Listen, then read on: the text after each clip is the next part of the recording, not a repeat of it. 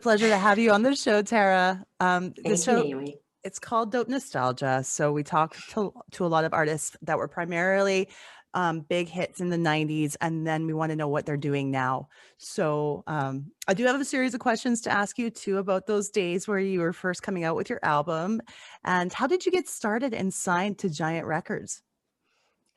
So initially, I was signed to Big Beat Records in New York. So they had their big hit was Jomanda. Remember that song? Hey, Mr. DJ, playing my song.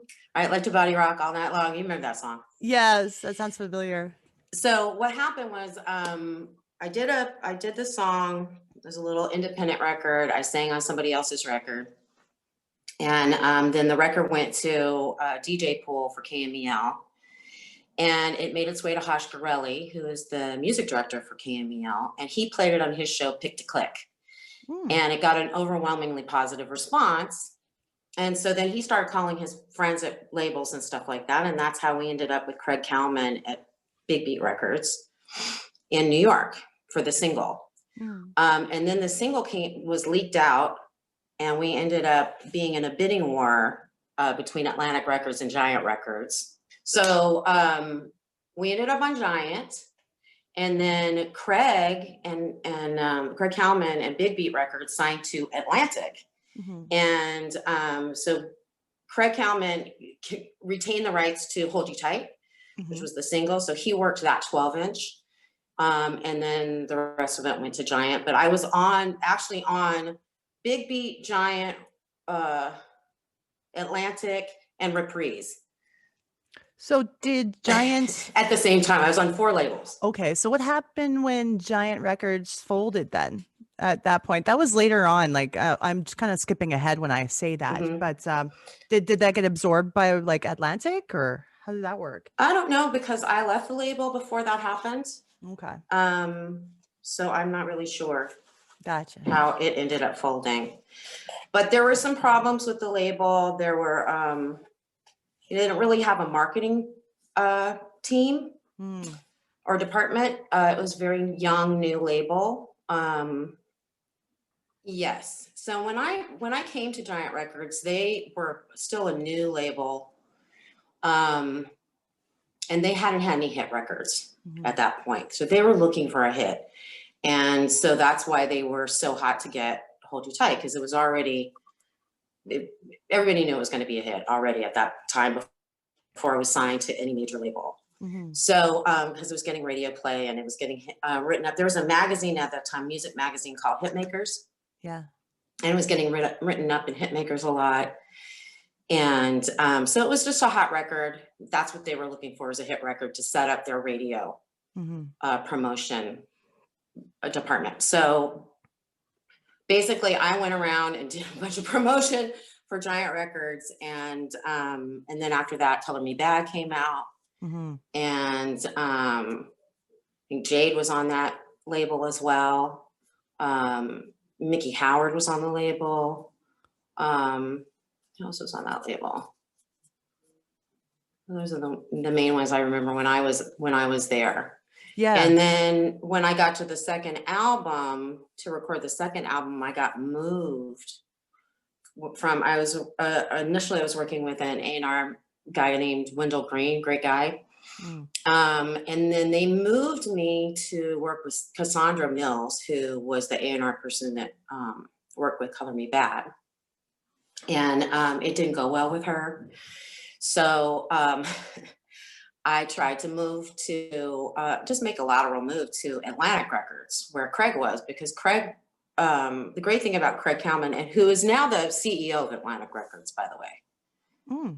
But the cool thing about Craig is that Craig was a DJ, really great DJ, and a real music aficionado. He had a huge record collection in his place. And I think it's probably 10 times bigger now. Yeah. But he really understood music. He knew what was happening, what was up and coming in music. And so I really I had always wanted to stay with Craig from the beginning. I didn't really want to go to Giant. I wanted to stay with Craig and go to Atlantic with him. But the other people that were involved in my in my contract, I was signed to a production company, and one of the team members of the production company, his uncle was Howard Weitzman, who's a really big music, not really music industry attorney. He's entertainment attorney, but he also is a criminal defense attorney. He's famous for the DeLorean case. He was also O.J. Simpson's original attorney. Oh, wow. Yeah. So he was really good friends with I'm sorry, really good friends with Irving Azoff. Mm. And sorry, wait a second, I have hair in my eye. Howard Weissman was good friends with Irving Azoff and found out about this record and that his nephew was involved in it. And so he called Jake up and basically said, I'm going to be your attorney. You need me to help you navigate this stuff. And basically what he did was sold us down the river to Irving Azoff.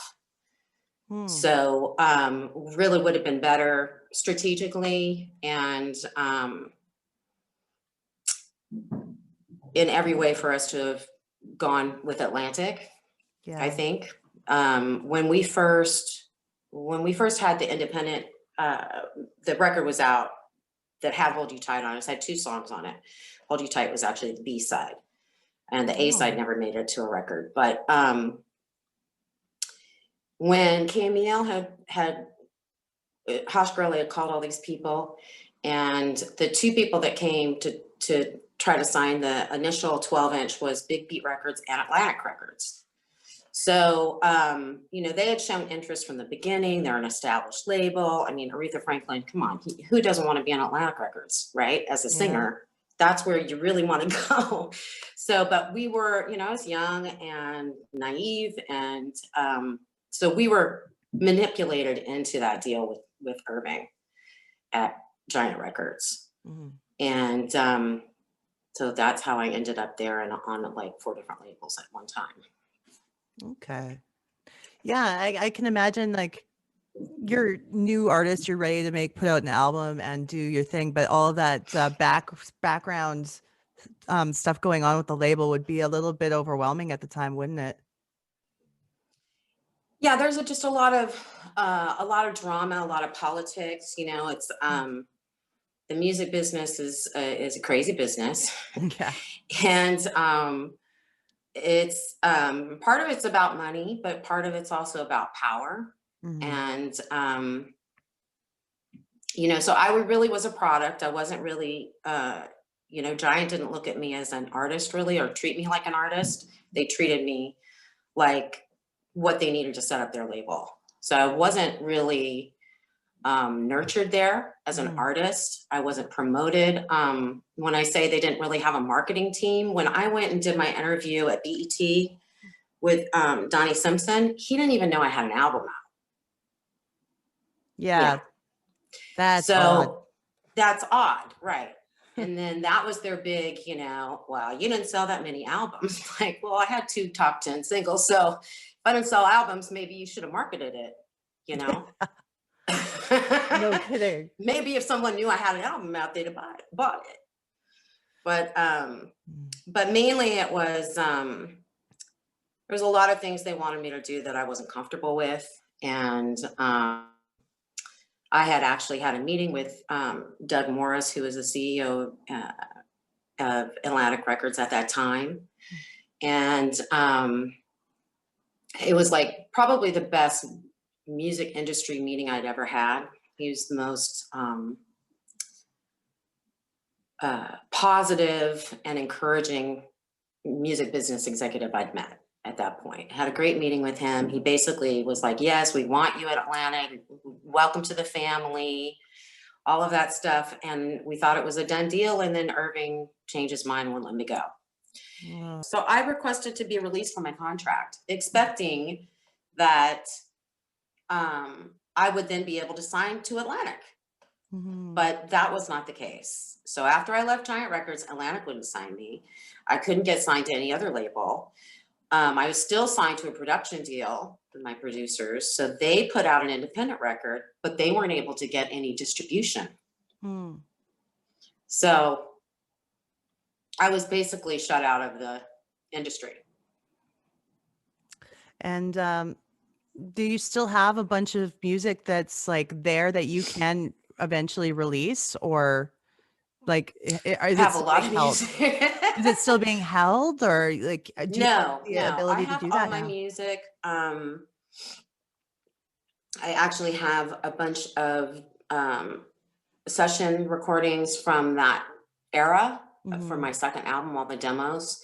So, which I am planning to release next year. Next year, is my 30th anniversary Okay, for Hold You Tight and Piece of My Heart. fantastic. So I am actually re-recording those two songs, remastering them. Uh, and so I'll be putting out a special edition for my 30th anniversary. And I'm also planning to put out the my demos from the second album. Wonderful. So it's all, they're not perfect. They're not like finished product, Hmm. but for the fans that are there, and I have really great fans that have stuck by me for 30 years Yes. with basically getting nothing from me. So anyway, I want to give back to them and let them have, they've all been requesting new music. So the first thing I'll be doing is dropping this and the old vintage material. But I've been making music all the time. I have, just because I left the business doesn't mean I left music. Music is part of me. So Exactly. I write all the time. I work with other musicians all the time. I've been on other people's records. I put out a couple of records myself. Um, but yeah, I have a lot of music to put out. I just haven't been in a position to be able to do it until now. Good, good. I'm glad that this is happening. It's going to be so exciting It's to hear gonna it. finally happen. I can't even believe it myself. I've when I remember buying your album, just being so excited about it because I liked every track. Like I didn't feel like it was an album that had filler on it. And I would say that like Thank you. my favorite track would have been The Way You Make Me Feel. Oh, cool. I really like that one. It had like a So that's rockier edge to it. I love that song too. So that track, I have a really cool story to tell you about that track. Yeah. So The Way You Make Me Feel was written by a friend of mine, Jennifer Jones, who's now in Nashville and has a band called The Willies, if y'all are interested. Um, but she got those tracks from Tone Capone. Do you know who Tone Capone is? No. I got five on it. You know that song, I Oh, got five on yes. it? That's Tone Yes. Capone. Got Okay, it. he's the producer for that. So he actually wrote the original tracks for that song. So indirectly, he was kind of a part of that record, which was cool. Tone and I didn't know each other at that time. But we were part of kind of the same circle of people. Like we Mhm. knew a lot of the same people and everything. But we recently, I worked with him on a Scarface record. And so we got to meet and connect. And so it was really cool. It was like, you're my long lost cousin I never met before. You know what I mean? Like part of the same musical family or area. That's your favorite track on that album. I think I liked The Way You Make Me Feel too. Mhm. I liked Monday Love. Monday Love was a really fun one. Totally That would was. have been fun to release. Um, I don't know. I like the whole idea for me with doing the album is that I didn't want it to, even though the first two singles sounded very similar to each other, I didn't want the rest of the album to sound like the same song over and over again. I No. wanted it to have like, listen, like as if you were listening to the radio. You're getting a little bit of variety, still all like kind of R&B dance vibe, Yeah. but um but mix it up a little bit so it wasn't monotonous, because it's one of the things that I don't like if I'm listening to an album, just like sounds like the same after the same after the same. I get bored, Right. you know. Yeah. So No. I'm glad people liked it. Oh yeah. No, that one seemed to have like more, I think there was more guitar in it or something. Like there was something that was a little edgier about that tune. I Yeah, really, really was drawn to. it had that little bit of rock edge to it. Who was the That rapper on Piece of My Heart? on Piece of My Heart, that was Jake Smith, One Take Yeah. Jake. He was one of the producers, yeah, that did the rap. He was a local rapper here before we had our record deal. How much sampling was involved in the album? Because there's Be My Lover. I swear I hear Flava Flav going There's like, a lot. come on. And I'm not, I didn't produce the record, so I don't know what all they were, but boy, there was a lot of licensing going on for the sampling. Everybody And was then. Everybody was sampling everybody was everybody. sampling and tons of sampling. Mhm. And I actually had a little beef with my producers about the Lynn Collins sample in Hold You Tight, because I'm like, why are we sampling? Why don't I just sing it? Okay, people weren't doing that at that time. They weren't. Now, instead of using a sample and paying somebody any kind of licensing to use that sample, now people just recreate it, right? They re-record it, so it sounds the same. That's what they do. So anyway, that's what I wanted to do. I'm like, why is there another singer on my record? I understand it's Lynn Collins and that's super cool, but you know what I mean? Like, why are we paying for that? And there's half the audience would recognize the sample, and half the audience would just think that was you anyway. A lot of people think it's me. Yeah. And a lot of people think it's me on other people's records. That sample on other people's records, people think that's me, right? I've had a lot of people like, they sampled you on all these different records. Like, no, that's not me. That's Lynn Collins, who's amazing. Yeah, everybody was doing it. And I'm going to say 12, 13, around that age at the time when all this was going on. So many things like that sample, other samples, I always thought that was all original stuff. I didn't find out till later. Like Pastime Paradise by Stevie Wonder. I had no idea it was Gangster's Paradise. Oh yeah. Right? So yeah, that was there was a big, sampling. that it was just what was happening at the time. It was all about this kind of hearkening back to other records and paying homage to these other records and incorporating them into new music. And that was really what was happening at that time.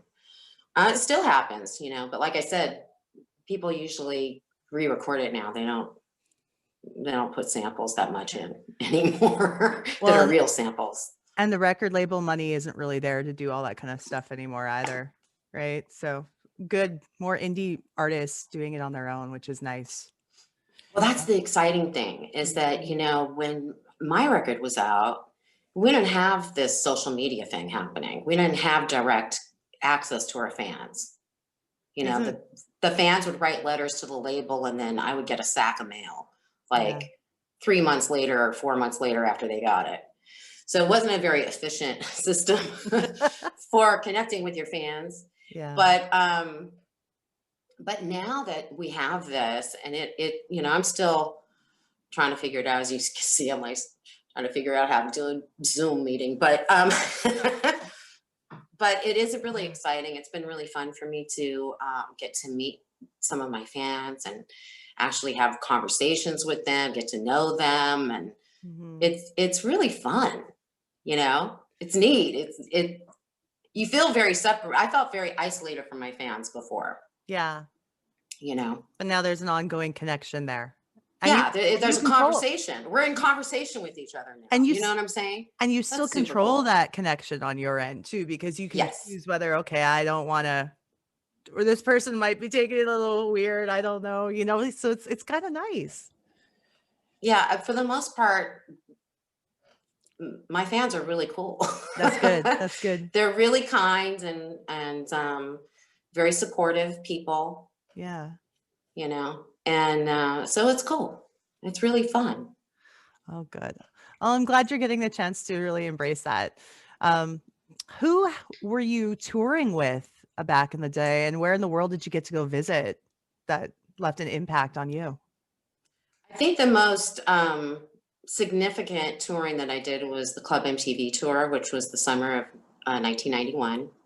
And so that was me, Color Me Bad, Gerardo, CNC Music Factory, Tony, and Belle Biv DeVoe. That's a huge bill. It was so much fun. It was like adults in summer camp tour, It was all summer long. We did a full shed tour. We got to go to every amusement park in the country and Canada probably, Mm. and rode every roller coaster, which was super fun. We got to, they escorted us to the front of the line to get on the roller coasters and stuff like that. So it was pretty fun. If you're into roller coasters, if you're Oh, not, yeah. sorry, but I love roller coasters. So it was really fun for me, but we had a great time. We still talk about it. Tony, I met those, we're from the same area, right? So we're from the Bay Area Mhm. music scene, Oakland, Berkeley kind of music scene. And so I met them when it must have been, I think it was in 85. It must have been in 85. Yeah. So at the time I was singing backup for Rosie Gaines. Do you know who she is? I've heard the name. So Rosie Gaines, you would remember her from the New Power Generation. So you Prince. remember the song Diamonds and Pearls Yeah. and Get Off, all that stuff. That's Rosie. Oh, she's amazing. She's Okay. amazing. So that was my first gig, was singing backup with Rosie Gaines, and I sang with her for 3.5 years, supporting her first album called Caring. So for any of you who are interested in checking that out, go check it out. The Caring album from 1985. And so we were at the Dock of the Bay in Oakland doing, I think it was her record release. I'd already been working with her for a while, but it was like, I think that was the big release party. And everybody in town came to the event. She was a big deal in the area, So like Michael Walden was there. I met Randy Jackson at that event, and his wife Liz. I met Dwayne and Raphael and Tim from Tony. That was my first time meeting them. A bunch of other people in the business here locally from here. So, and I met Don Cornelius, who was, remember Soul Train, Don Cornelius? Yes. He was Rosie's manager at the time. Wow. So it was very interesting introduction. But anyway, so I knew them before their record came out. So their record came out shortly after that event and became a big hit. Hey Little Walter, right? That was the first one. So getting to go into, and we saw each other a lot when you're working a record and you have a hit record, everybody else that has hit records are also touring and promoting. So there's tons of shows going on. Radio stations are throwing shows. There's all kinds of events. And so you come in contact with the same people over and over and over, right? Yep. I did a lot of gigs with Father MC. I did gigs with Kathy Dennis. I did gigs with Marky Mark. That'd be a cool pairing, Kathy Dennis. Mm-hmm. Yeah. Yeah. I think Rick Astley, I did a gig with him. Mm-hmm. I did a gig with Huey Lewis and the News, which was Nice. cool. They're from the Bay Area too. They were really nice. But anyway, so it was always cool to see the guys, to the Tonys, because it was like, oh my God, yay, somebody from home, Mm-hmm. When you're on the road, it's like, it's very comforting to have people that Yeah. from like before all this stuff happened. So when we got to go on tour together, it was really, really fun. It was just, their whole band is from here. We had a great time. We really had a great time. So we still talk about it to this day. It's like, oh my God, remember that? Remember when yes, I remember. That's amazing. Did you get to like travel and do any touring in Europe or Japan or anywhere international? I went to Japan. I went to Trinidad. Trinidad was super fun. I performed with Whitesnake in Trinidad. Wow, cool. I had a great time there. The people there are super warm and friendly, and it's not like, you go to other places and they you check into the hotel, you're under an alias, it's all about like security and don't let anybody talk to you. Mm-hmm. When I was staying in Trinidad, people were calling my hotel room. Oh, hey, you want to come down and eat some food with us, whatever. Anyway, Nice. Very warm, very friendly. It was there wasn't any of that kind of separation, you know, between, oh, you're a celebrity and we're, you know, it was all just very inclusive and Yeah. welcoming. And so that was super fun. I performed in Europe. I did kind of, after I left, I did a lot of performing in Asia Mhm. after I left the business Mhm. and stopped recording. Yeah, I did some touring in Asia, Guam and Bali, uh, the Philippines.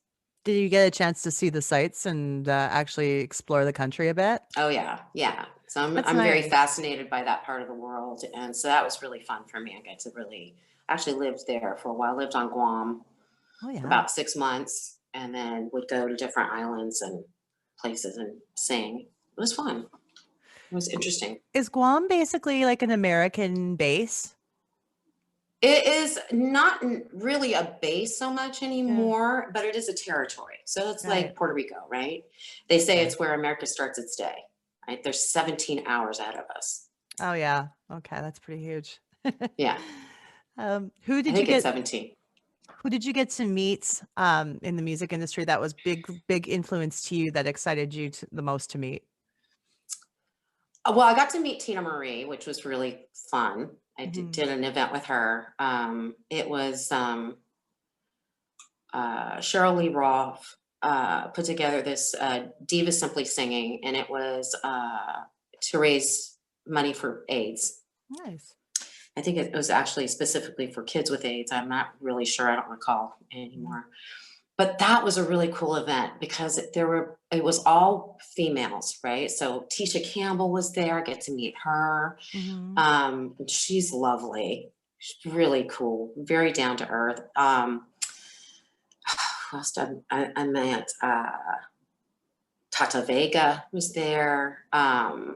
You would know Tata. She was the voice, the singing voice on The Color Purple. I remember, sister, Mm, you've been on my mind. Right? That's gotcha. that's Tata Vega. Gosh, I can't even remember who else was there, but it was a lot of people. But it was really fun to meet Tina Marie, and she was very supportive and kind and down to earth. So that was very exciting. I got to meet Janet Jackson. We had the Oh, same wow. choreographer, so I got to actually hang out with her and meet her, and that was really fun. Mhm. And she's also lovely and very down to earth. Um, and then I met some other people, but briefly. Like Yeah. I met Madonna briefly. It was Mhm. a hello and goodbye. You know what I mean? I didn't get to chat or anything like that. I've met Prince a couple times. Again, never chatted or any of that kind Mhm. of thing. Um, but yeah, I mean, it was interesting. I met Mariah Carey. Yeah. Uh-huh. She was still new. She She was was new. new. She That's right. was new. And yeah, still had kind of like deer in the headlights, kind of look in her eyes like, oh my God, what is Yeah. happening to my life right now? It was like Right? we were both kind of like overwhelmed with everything. Mhm. But she was huge already, getting to be huge. But I really admired her. I thought she was still think she's incredible talent, you know. And I know back in the day, her career, pretty much from what I remember, her first television appearance was on Arsenio Hall. Now, which, television appearances do you have that were most memorable to you? My most memorable television appearance was on the Oprah Winfrey Show because I'm a huge Oprah Winfrey fan. That's So that pretty was big. That's aw probably the biggest. I didn't really get to talk to her. I mean, I talked to her briefly. I just thanked her for being her and doing what she's doing, you know. Mhm. And I think we all took a picture with her or something at the end. That was like the only time I actually spoke with her. She just introduced me and I performed. It was to promote the Club MTV tour. Mhm. So we had all of us there performing, but I didn't have any interaction with her. I think that was it Gerard? Somebody like taught her how to do some type of dance thing. I don't know. I don't have the tape of it anymore. Doing the whole Be Rico fun to look, Suave thing. something like that. It was Yeah, probably Rico's. It was probably him. yeah. I don't know. Now, tell us about the charity single Paris in Spring that came out. So Paris in Spring, I'll tell you a little bit about the history of Paris in Spring. So that is one of the songs that was from my second album that Mhm, never came out. Um, and Dwayne Wiggins from Tony Tony Tony, who sang on that record with me, the mhm, benefit record, always really liked that song. I mean, from back in the day. And then when I ended up not putting out a second album, he asked to use it with another artist, and he did. So it's been actually recorded with a couple different artists. Um,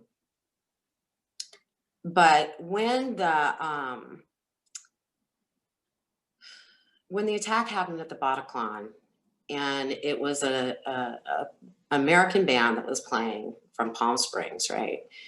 It was just it really affected me. This was mhm. before these kinds of things were like a regular occurrence, right? Now Yeah, it's like, oh, that's what happens all the time, right? There's yeah, terrorist events all the time. People are getting killed all the time. yeah. I think we've become quite desensitized at this point, but it's not normal.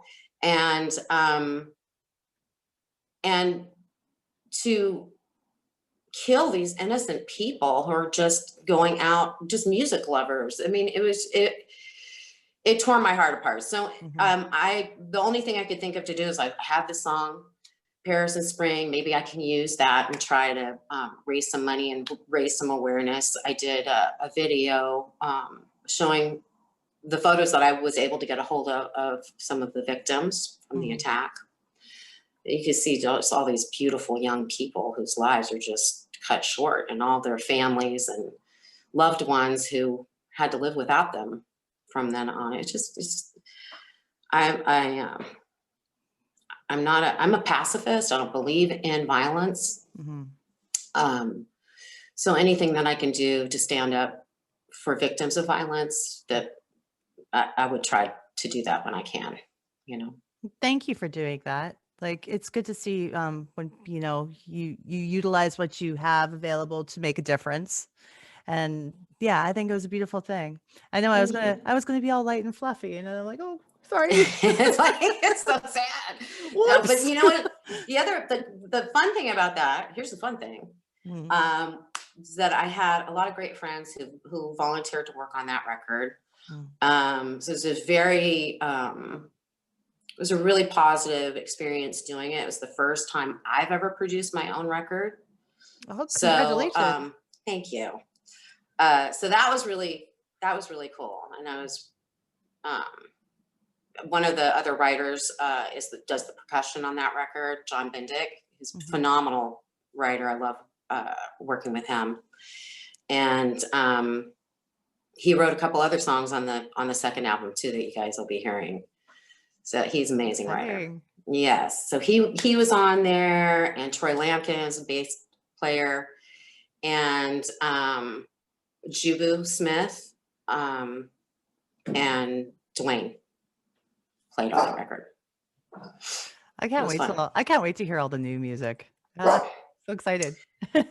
Thank you. I'm excited. I hope it's well received. I Mhm, really just want, for me, that it's kind of like closure. Like I want, as a musician, this is a hard thing about not releasing music is, as a musician, as a songwriter, this stuff just comes to you, right? The music just kind of comes to you. And then yeah, you kind of have this feeling of like it's your job. Like these are messages that are coming to you, your job is to put out into the world, right? To share it with people. mhm. So that's the very frustrating thing about not being in a position to be able to put any music out, because you feel like you're falling down on your job. You know what I mean? It's like Well, this is not part of the contract. it's like you're trying to release that it's like a therapeutic feeling writing and try to get that out into the world, but it's like, "Hey, I can't get it out there," right? Yeah, it's almost like being, tongue tied Yeah. and not being able to speak.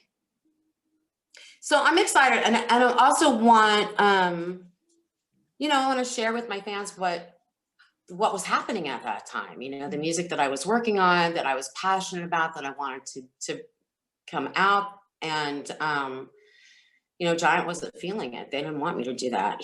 Cassandra wanted me to work with Howie T and make a new Jack Swing record, like Color Me Bad, and that was just not going to work for me. You know, it's very hard work, the music business, working or being out on tour, and not so much the Club MTV tour where we had buses and we were going across, you know, that you basically Ace.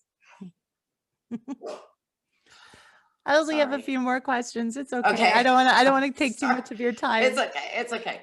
So when you're, you know, on the tour, it's cool because you have buses and you have hotels, and it's, you know, you can sleep on the bus, and it's not that hard. When you're doing promotional tours and going to radio stations and doing shows, you are in a different city every single day. The first thing you do, so you get up at like 4 a.m., get to the radio station, or get to the airport, get on a plane, go to your next city, get picked up by the people from the radio station that you're there promoting, and they take you to the station. You do drops, and you do an interview on the station. Then you go to lunch with those people. Then you go to the venue and you do a sound check at the venue.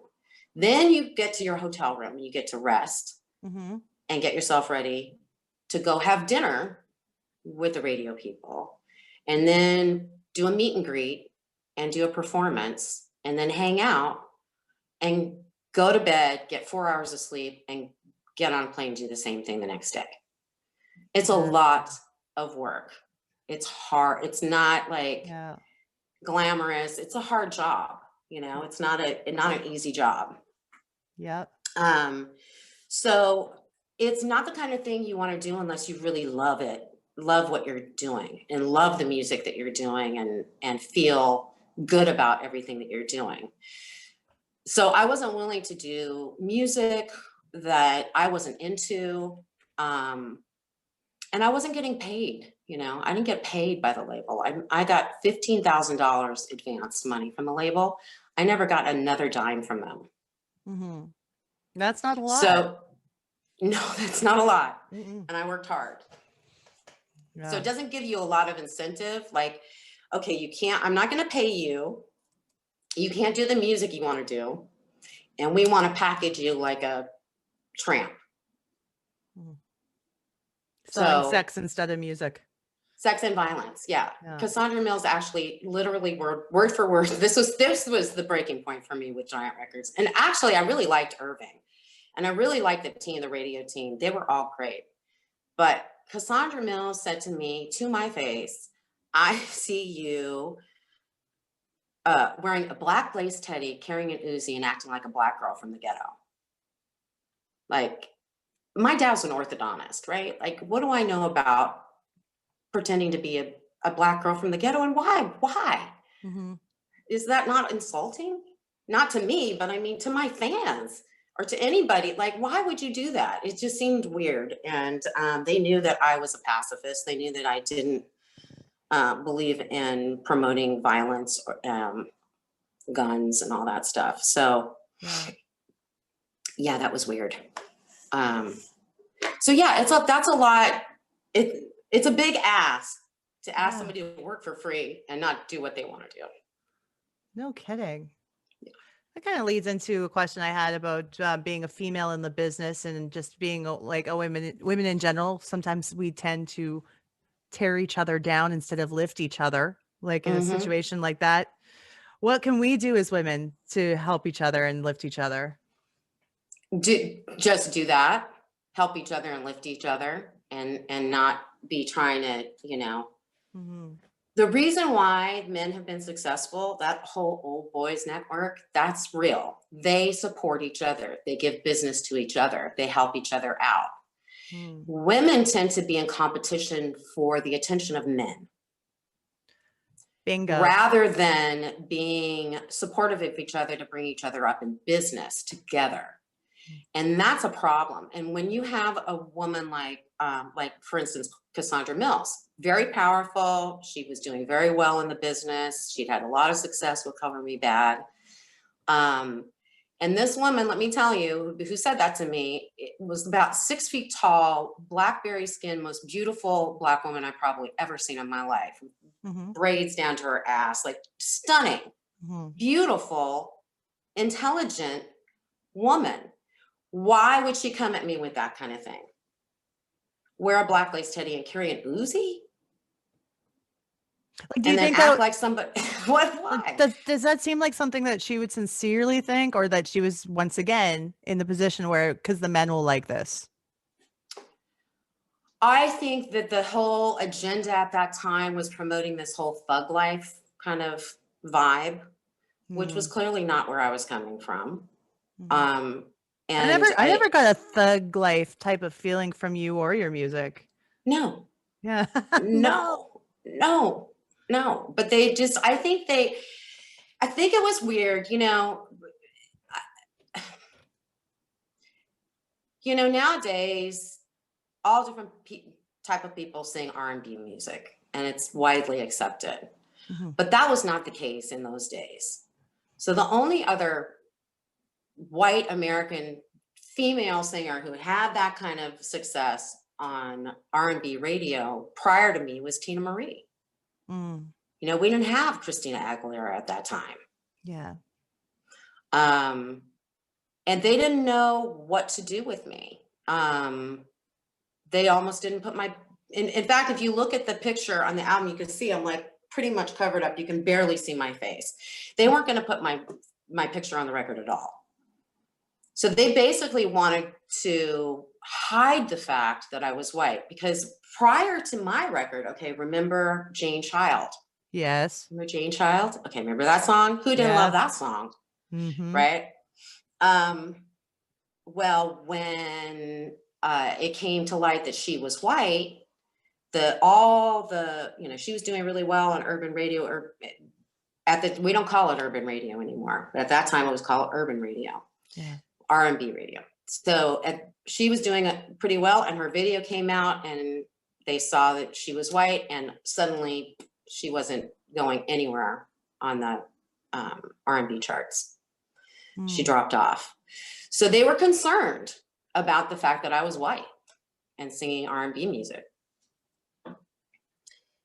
And I think they just didn't know what to do. They kind of had this,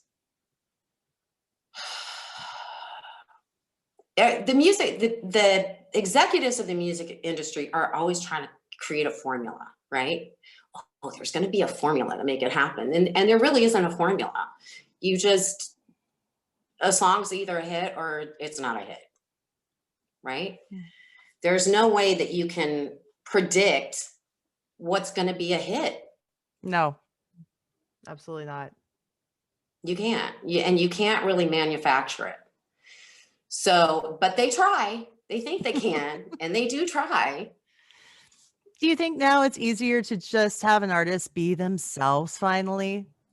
Well, I think that that's what's being promoted now. I think that now culturally, we are encouraging individuality, which is fantastic. How great is that, right? Mm-hmm. Everybody has uniqueness about them. That's the greatest thing about people, right? And so instead of trying to manufacture somebody into something, people are being encouraged to be themselves. You see, I'm a huge fan of all these music competition shows, right? Oh, yeah. I love The Voice. I love that thing from the moment I heard about, before I ever saw it, there's the concept of it alone, being that I had so many issues with my appearance in the business. And not just being white, it was being white and curvy, both not things they wanted to deal with. So, or that they knew how to market. They didn't know how to market it, right? Whatever, you looked hot. Thank you. All the guys were like, actually, I have some friends were, I was telling them that I was going to be talking to you, and they're just like, she's gorgeous. Oh, thank you. So yeah, it was really cool. But Thank anyways, you. But sorry to go it, off. Yeah. right. Mm. Um, so anyway, so I love those shows uh, American Idol and all that stuff. And one of the things that's so great is that all of these people are really being encouraged to be themselves, and everybody has unique qualities to their voice, to the way they approach music. So that is really exciting to me, just that to see the atmosphere changing around artistry Mhm. so that people really can be themselves, and that the audience and the fans can choose what they respond, whatever they respond to, they, Yeah, and mostly I think people respond to authenticity. I think You so. can spot a fake a mile away. Look at, for instance, someone like Ed Sheeran, who has a very average look about him, and Right. he's just absolutely fantastic artist, What an right? amazing talent. Oh Lord. Like, I His don't know, writing, his singing he's incredible. he's refreshing, and just like you said, it's someone who's authentic and actually talented and real, and it's nice to see that things have evolved to that point, I think. Well, I mean, the other thing about music, there's so many cool things about music. Mhm, Obviously I love music, but music is like the great connector, mhm, right? It is the universal language. But the other cool thing about music is that when you are all like, if you're in a live situation and everybody is listening to that music and watching that performance, everybody is doing the same thing at the same time, right? We're all connected mhm. and all feeling that vibration of whatever that music is giving you. So there's a connection feeling that you get in those live situations that you can't get anywhere else, right? That's Mm, one of the things that's so difficult right now with this pandemic yeah, and us not being able to commune with each other and mhm, connect in that way in a large group. There's something very healing about that feeling. yeah, That's why we like to go to clubs. That's why we like to go to concerts. It feels good. mhm. It's uplifting. It feels good to be connected to other people. We want it. We crave it. And We hear the need it. roar of the crowd, the excitement, the adrenaline, and everything, yeah. Yeah. It's We'll it's get good there. for us. We've gotta We get there. will. We will get there. It's changing. That reminds me I too. mean, it's good. We always find a way to make it happen anyway. People do. What's a concert you attended that changed your life or really Hmm. affected you? Just like really positive experience for you. Um, it's really hard to say. I've seen some pretty amazing performances. Mhm. Um, I don't know who I would say was a life-changing experience. I think that when I was really young, when I was in high school, I went and saw. I was a big Sheena Easton fan. Nice. Okay, so Yeah. I went and saw her, and she blew me away. She was incredible, incredible vocalist, great stage presence, and I think she was the first like diva that I saw perform. Mhm. Solo female artist that I saw live. So that was impactful for me. Did it give you that drive that this is what you wanna do? I knew I wanted to do it long before that. Yeah, I've been doing this since I was a kid. I started playing piano when I was like 4. Yeah. So I've been, this has been a dream of mine my whole life. I started going to acting school when I was 9. I mean, it was my lifelong dream. Well, I've just been so happy to have this chat with you today. I'm thankful for that you connected with me, that we got to get into I'm contact and make this happen. So I'm glad we were able to finally make it happen too. I really appreciate your time today. And before we wrap things up, I just wanted to make sure that we plug. I'll be putting all the links out where people can find your music and Great. what's coming up. I'll be playing some clips in the show too. Did you have anything else you want to let everybody know about the music that's coming out? like the timeline and everything like that? Um, we should be getting the remastered single should be coming out in the first quarter. Probably the vintage material probably be coming out in the first quarter. But I have a bunch of different things up my sleeve, and we'll see kind of how it pans out. I'm not quite sure what's going to come out or how I'm going to be putting everything out. So that's still a little bit up in the air. Okay. Because I'm not sure I'm going to be putting everything out as for sale. I may be putting some stuff out for free. Nice. So stay tuned. You know, please join my Instagram, and or if you're a Facebook person, join my Facebook page and stay connected. And I will be letting everyone know what's happening and when, and giving you some little teasers along the way too. So So excited. yeah, Yes. thank you.